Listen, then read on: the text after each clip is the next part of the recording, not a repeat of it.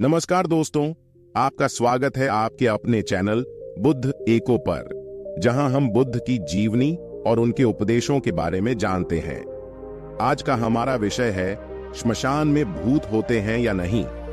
क्या आपको लगता है कि श्मशान में भूत होते हैं? क्या आपने कभी श्मशान में जाकर देखा है? क्या आपको डर लगता है श्मशान में जाने से? अगर हां, तो आज की वीडियो आपके लिए ही है। आज हम आपको बताएंगे कि बुद्ध ने अपने शिष्यों को कैसे श्मशान में ध्यान करने का आदेश दिया था और उन्होंने वहां क्या अनुभव किया था। यह एक बहुत ही रोचक और शिक्षाप्रद कहानी है जिससे हमें बहुत कुछ सीखने को मिलता है। तो चलिए शुरू करते हैं। बुद्ध के जीवन काल में उनके पास बहुत सारे शिष्य थे जो उनके पीछे पीछे घूमते थे और उनसे धर्म की शिक्षा लेते थे। एक दिन बुद्ध ने अपने शिष्यों को एक श्मशान में ले जाया जहां लोग अपने मरे हुए परिजनों का अंतिम संस्कार करते थे। वहां बुद्ध ने अपने शिष्यों को एक एक करके अलग अलग जगह पर बैठा दिया और उन्हें कहा कि वे ध्यान करें और अपने मन को शांत रखें। बुद्ध ने उन्हें यह भी कहा कि वे श्मशान की आवाजों और दृश्यों से डरे नहीं, बल्कि उन्हें अपने ध्यान में शामिल करें।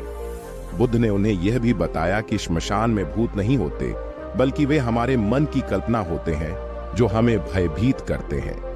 बुद्ध के जाने के बाद शिष्यों ने ध्यान करना शुरू किया, लेकिन जैसे जैसे रात होती गई वे श्मशान की भयानक आवाजों और दृश्यों से घबराने लगे। वे शवों को जलते हुए देखते थे जिनकी आंखें, नाक, मुंह और अंग धीरे धीरे पिघलते जा रहे थे। वे शवों की चीखें, कराहें और हंसी सुनते थे जो उन्हें बुला रहे थे। वे शवों के आसपास भूतों के रूप में विचरण करने वाले लोगों को देखते थे जो उन्हें डराने और भ्रमित करने की कोशिश करते थे।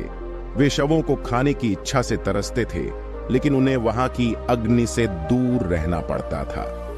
वे शिष्यों को अपने साथ ले जाने के लिए उनके कानों में फुसफुसाते थे, लेकिन शिष्यों ने उनकी बातों पर ध्यान नहीं दिया। शिष्यों में से कुछ तो इतने डर गए कि वे वहां से भाग गए और बुद्ध के पास लौट आए, लेकिन कुछ शिष्यों ने बुद्ध के आदेश का पालन किया और वहां रुके रहे। वे अपने मन को शांत रखने का प्रयास करते रहे और श्मशान की आवाजों और दृश्यों को अपने ध्यान का विषय बनाते रहे। वे शवों को जलते हुए देखकर उनकी अनित्यता को समझते रहे।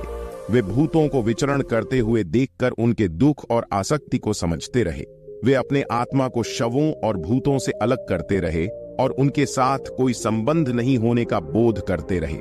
इस प्रकार वे शिष्य श्मशान में ध्यान करते करते अपने मन को शुद्ध और प्रशांत बना लिए। वे श्मशान के भय से मुक्त हो गए और उन्हें अपने आप में एक अद्भुत आनंद और शांति महसूस हुई। वे बुद्ध के उपदेशों की सत्यता को अनुभव करते हुए, उनके प्रति अटूट श्रद्धा और भक्ति का अनुभव करते हुए उनकी ओर बढ़ते रहे। जब बुद्ध ने उन शिष्यों को श्मशान से लौटते हुए देखा तो उन्हें बहुत प्रसन्नता हुई। उन्होंने उन्हें आशीर्वाद दिया और उन्हें बताया कि वे श्मशान में ध्यान करके अपने मन को बहुत बलवान और निर्भय बना लिए हैं।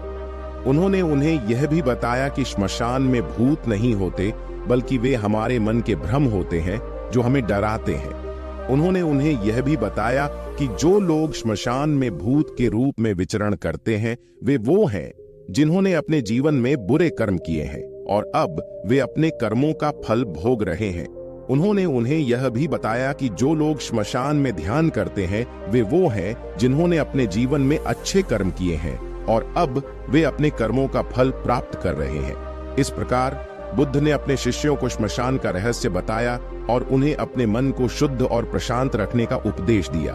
उन्होंने उन्हें यह भी बताया कि जब तक हमारे मन में आसक्ति, द्वेष, भय और अज्ञान है, तब तक हम श्मशान के भूतों की तरह ही जीते हैं। लेकिन जब हमारे मन से ये सब दूर हो जाते हैं तो हम श्मशान के ध्यानी बन जाते हैं जो अपने आत्मा को बुद्ध के समान बनाते हैं। दोस्तों, यह थी आज की हमारी वीडियो जिसमें हमने आपको बुद्ध की एक अनोखी कहानी सुनाई, जिससे हमें श्मशान का सत्य और अपने मन का रहस्य जानने का मौका मिला। आशा करते हैं कि आपको यह वीडियो पसंद आया होगा और आपने इससे कुछ नया सीखा होगा। अगर आपको यह वीडियो अच्छा लगा तो इसे लाइक, शेयर और कमेंट करना न भूलें। और अगर आपने अभी तक हमारे चैनल बुद्ध एको को सब्सक्राइब नहीं किया है तो जल्दी से सब्सक्राइब कर लें और बेल आइकन को दबाएं ताकि आपको हमारी आने वाली वीडियो की सूचना मिल सके। धन्यवाद, और फिर मिलेंगे अगली वीडियो में जिसमें हम आपको बुद्ध की और एक रोचक कहानी सुनाएंगे। तब तक के लिए नमस्कार।